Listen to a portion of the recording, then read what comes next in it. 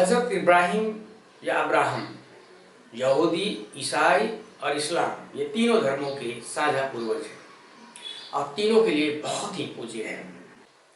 हज़रत इब्राहिम तीनों ही धर्मों को एक समान आध्यात्मिक जड़ से जोड़ते हैं। लेकिन आज ये तीनों धर्म आपस में क्यों खून के प्यासे हैं, आपस में क्यों लड़ रहे हैं? तो आज हम इसके कारणों को इतिहास में टटोलेंगे। हज़रत इब्राहिम का इन तीनों धर्मों से क्या संबंध है, ये समझेंगे।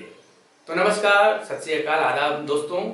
मेरा नाम है मनोज कुमार और आप देख रहे हैं आइडियोलॉजी टीवी। आपसे एक गुजारिश है, प्रार्थना है कि वीडियो को पूरा देखें, क्योंकि आज हम जानने जा रहे हैं बहुत कुछ रोचक तथ्य। इन तीनों धर्मों का इतिहास और खाड़ी युद्ध से क्या संबंध है इन तीनों धर्मों का। तो ये जानकारी आपको अच्छी लगे तो हमारे चैनल को सब्सक्राइब जरूर कर लीजिएगा। यहूदी धर्म के अनुसार इब्राहिम या अब्राहम पहले ऐसे यहूदी थे जिनसे ईश्वर ने पवित्र भूमि का वादा किया था और इसहाक के माध्यम से वंशजों की नींव रखी थी। ईसाई धर्म के लोग मानते हैं कि अब्राहम के प्रति विश्वास ही उन्हें सभी ईसाइयों का आध्यात्मिक पिता बनाता है। इस्लाम में इब्राहिम को एक अत्यंत महत्वपूर्ण पैगंबर हज़रत इब्राहिम के रूप में मानते हैं और उन्हें ऐसे पहले मुसलमान के रूप में देखा जाता है जो ईश्वर के प्रति, मतलब अल्लाह के प्रति पूरी तरह समर्पित थे। मुसलमान उन्हें पैगंबर मोहम्मद का पूर्वज इस्माइल के माध्यम से मानते हैं और हज के दौरान इब्राहिम के बलिदानों को याद भी किया जाता है। अब तीनों धर्म इब्राहिम को आस्था और ईश्वर के प्रति अटूट समर्पण का उदाहरण के रूप में जाना जाता है।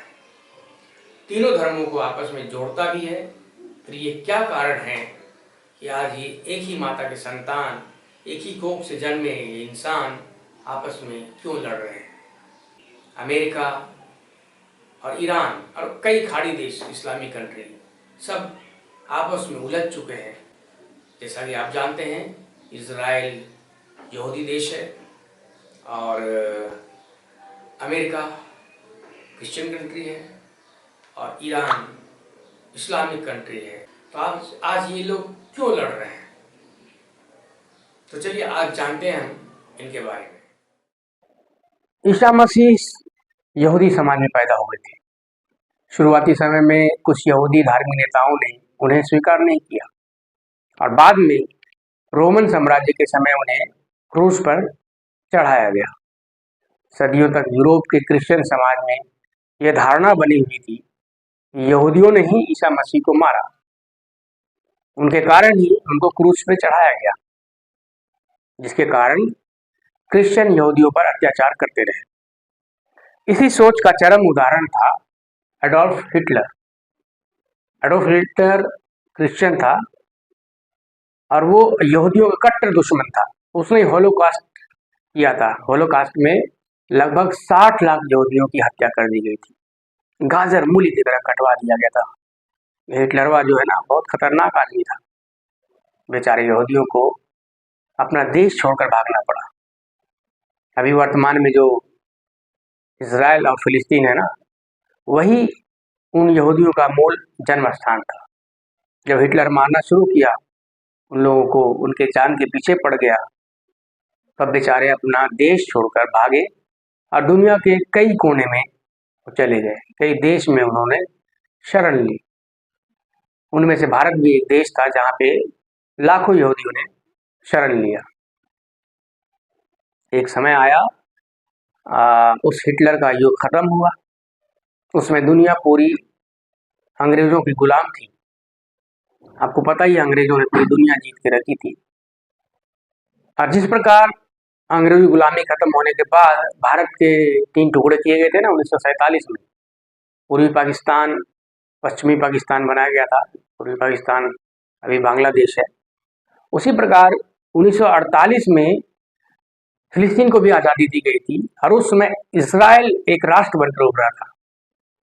इज़राइल की स्थापना हुई थी। यह क्षेत्र मुख्य रूप से ब्रिटिश प्रशासित फिलिस्तीन था, फिलिस्तीन का हिस्सा था। फिलिस्तीन को काट करके इज़राइल बनाया गया। द्वितीय विश्व युद्ध के बाद यहूदियों को एक सुरक्षित देश देने का मांग बढ़ने लगा था, क्योंकि यहूदी इधर उधर भागते फिर रहे थे। इसका कारण था 1948 में इसराइल बना, जो पहले फिलिस्तीन था ना, उसको काटकर इसराइल बनाया गया था। फिलिस्तीन का क्षेत्र लगभग 400 वर्षों तक, मतलब 1517 से 1917 तक ऑटोमन साम्राज्य का हिस्सा था। इस दौरान यह क्षेत्र प्रशासनिक रूप से ऑटोमन सीरिया के भीतर यरूशलेम, नाब्लस और अक्का जैसे जिलों में विभाजित था। बाइबल में ये क्षेत्र का उल्लेख किया गया है। 1948 में फिलिस्तीन को काटकर जब इजराइल का निर्माण किया गया, बाद में अरब देशों को लगा कि उनकी जमीन पर कब्जा हुआ, क्योंकि फिलिस्तीन तो इस्लामिक देश था।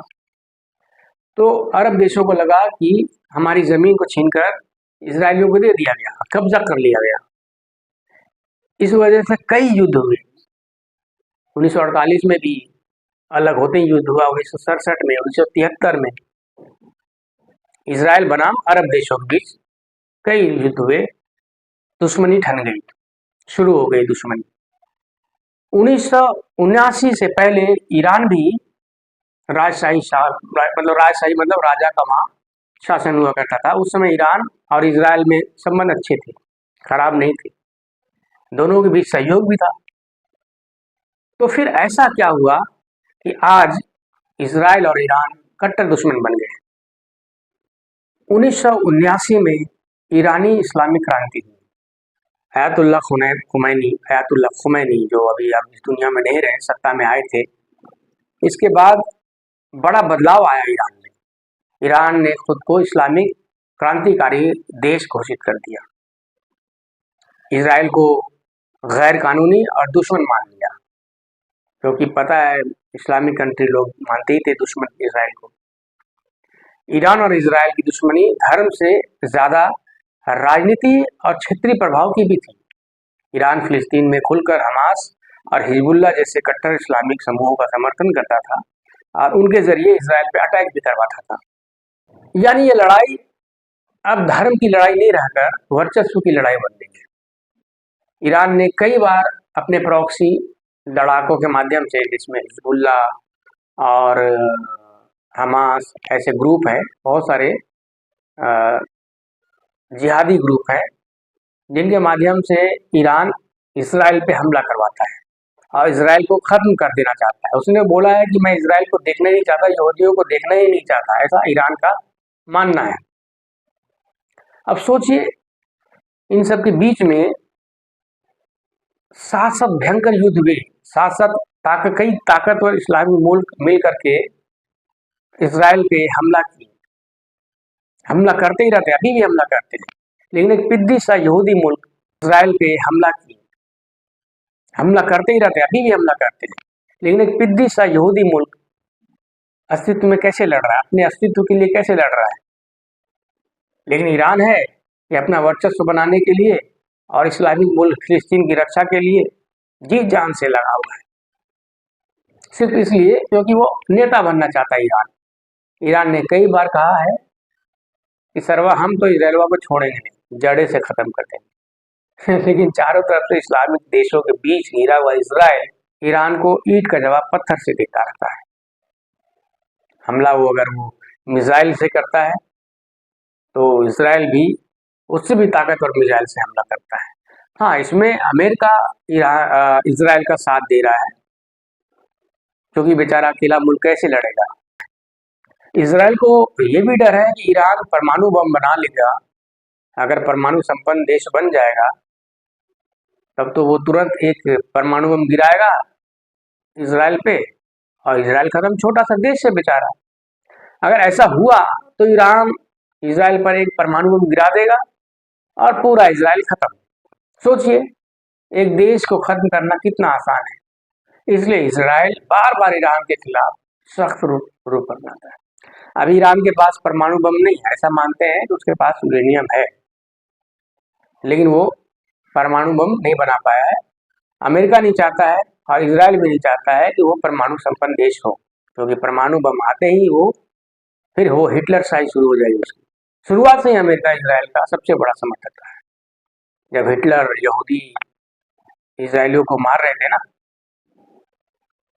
तब भी अमेरिका ने इजराइल को बहुत मदद किया था। लाखों इजरायलियों को अमेरिका ने शरण दिया था। उसके बाद फिलिस्तीन को काट कर इजराइल बनाने में भी अमेरिका ने बहुत ही बड़ा रोल बनाया, मतलब निभाया। तो इसलिए अमेरिका शुरू से ही इजराइल का सपोर्टर रहा है, और ये खाड़ी देश कुछ जो इस्लामिक देश है वो, और ईरान, इराक, ये इजराइल के दुश्मन रहे।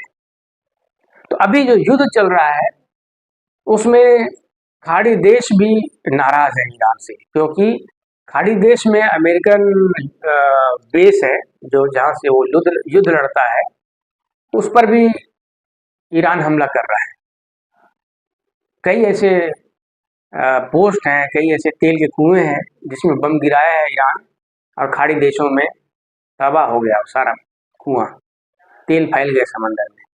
तो आज इस्लामिक कंट्री में कई खाड़ी के देश हैं जो ईरान के खिलाफ हैं। वो नहीं चाहते हैं कि इजराइल, अमेरिका और ईरान का युद्ध हो। ऊपर से 1979 के बाद जब से ईरान कट्टर इस्लामिक देश बना है, अमेरिका और ईरान के रिश्ते और भी खराब होते जा रहे हैं, बदतर से होते हैं, बद से बदतर होते जा रहे हैं। ईरान खुलकर इस्लामिक कट्टरपंथी लड़ाके जोड़ते हैं, वो हमास और हिजबुल्लाह जैसे संगठनों को समर्थन करता है। अमेरिका उनको खत्म करना चाहता है। अमेरिका और इजराइल का दुश्मन एक ही है, ईरान। अमेरिका किसी भी हाल में नहीं चाहता है कि ईरान परमाणु संपन्न देश बने। ईरान का परमाणु संपन्न होने का मतलब है कट्टरपंथियों के हाथ में विनाशक हथियार चला जाना।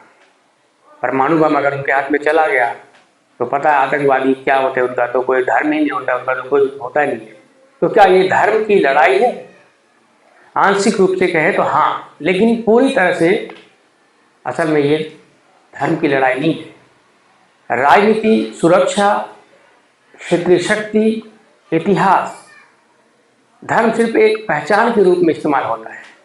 असली कारण सत्ता और वर्चस्व को कायम रखना है।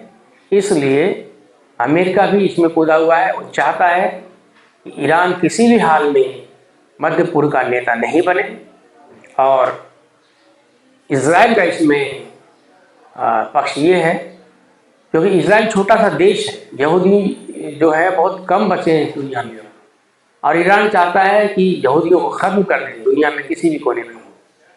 तो अब ये इजराइल क्या करे भाई? तो इसलिए इजराइल अमेरिका के साथ मिलकर के ईरान को ख़त्म करने में लगा है। यहूदी कतई नहीं चाहते हैं दुनिया में तबाही आए या हम इस्लाम को ख़त्म कर दें, क्योंकि यहूदियों को पता है सबकी जड़ वही है, अब्राहम। जैसा कि मैंने अब शुरुआत में बताया था, एक ही पिता के संतान है सब, फिर भी आपस में लड़ रहे हैं। सिर्फ स्वार्थ की लड़ाई, वर्चस्व की लड़ाई, ज़मीन की लड़ाई। अभी जो आयतुल्लाह खुमैनी तो मारे गए, उनको कुछ मिला क्या? कुछ नहीं मिला। अमेरिका भी परेशान है, उसके भी कई योद्धा मारे गए। इजराइल भी बेचारा नष्ट हो रहा है, लेकिन क्या करे, मरता क्या नहीं करता। तो आप कमेंट में बताइए इसमें गलती किसकी है, इजराइल की, अमेरिका की, या ईरान की, या पूरी दुनिया की? पूरी दुनिया को भी तो चाहिए था कि ये युद्ध को रोक ले, लेकिन युद्ध रुका नहीं। हो सकता है ये युद्ध भयंकर महायुद्ध में तब्दील हो और तृतीय विश्व युद्ध में तब्दील हो जाएगा, तो जानते हैं ये दुनिया ख़त्म हो जाएगी। क्योंकि आज परमाणु बम बहुत सारे देशों के पास है। सबसे पहले तो पाकिस्तान इस्तेमाल करेगा, इंडिया को ख़त्म करना चाहेगा, और फिर इंडिया एक ही बम गिराएगा पाकिस्तान में, ख़त्म, खुश हो जाएगा। इंडिया भी तो अपनी रक्षा करेगा। तो इसलिए कहते दोस्तों, ये युद्ध ख़त्म होना चाहिए। दुश्मनी निभाने से क्या मतलब है? सनातन हमेशा वसुधैव कुटुंबकम और पूरी दुनिया को एक अपना परिवार मानता है। इसलिए हमारा मानना है, आइडियोलॉजी टीवी का मानना है कि युद्ध ख़त्म होना चाहिए। सबको जीने का अधिकार है, इजराइल को भी जीने का अधिकार है, अमेरिका भी ईरान को जीने दे, शांति कायम हो। तो ये वीडियो आपको कैसा लगा दोस्तों? अगर वीडियो अच्छी लगी हो तो कृपया मेरे चैनल को सब्सक्राइब कर दें, बहुत बहुत धन्यवाद। नमस्कार। जय Shri Ram. Thanks for watching Ideology TV.